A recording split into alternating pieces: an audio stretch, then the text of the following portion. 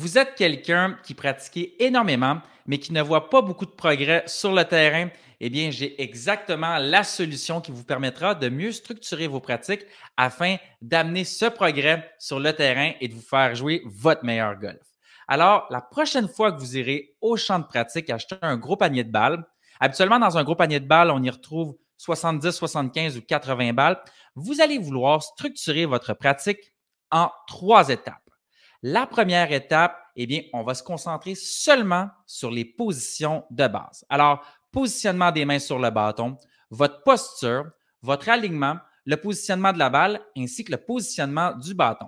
Vous allez vouloir frapper 20 à 30 balles lors de l'étape 1. C'est important, vous devez maîtriser la première étape avant de passer à la suivante. Une fois que c'est fait, on passe à l'étape 2. Lors de cette étape, vous allez vouloir vous concentrer seulement sur un aspect. Alors, lors des dernières parties, il y a certainement un aspect de votre jeu qui vous ennuie. Et c'est dans cette étape-ci qu'on va vouloir se concentrer à faire le bon mouvement. Alors, peut-être que pour vous, vous vous dites, il me manque un peu d'amplitude au sommet de mon élan. Lors de l'étape 2, vous allez travailler simplement sur l'amplitude au sommet de votre élan. Vous allez choisir une cible au loin. Vous allez prendre un fer court ou un fer moyen, donc un fer 9, un fer 8 ou un fer 7, et vous allez simplement vous concentrer sur votre amplitude tout au long des 20 à 30 balles que vous allez frapper lors de cette étape. Plus vous allez être en mesure de comprendre votre mouvement, de bien décortiquer votre mouvement, plus vous sera facile d'avoir un élan facilement répétable. Passons maintenant à l'étape 3.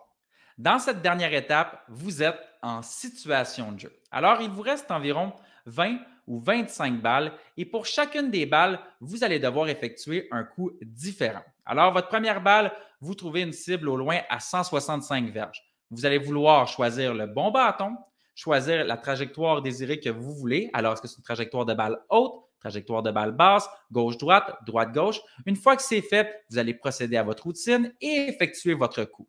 Une fois que le coup a été effectué, vous devez absolument vous noter sur 10. Alors, est-ce que vous avez obtenu un bon résultat? Vous aimeriez avoir une balle haute. Malheureusement, la balle est partie un petit peu plus basse.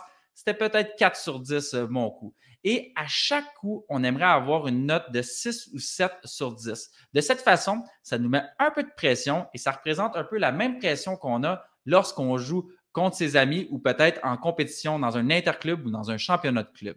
Une fois que vous avez effectué votre premier coup et que vous avez noté votre coup, vous passez à votre deuxième balle. Celle-ci peut être un coup de 60 verges comme un coup de 300 verges. L'important, c'est de frapper chacun de ces coups-là avec une intention précise.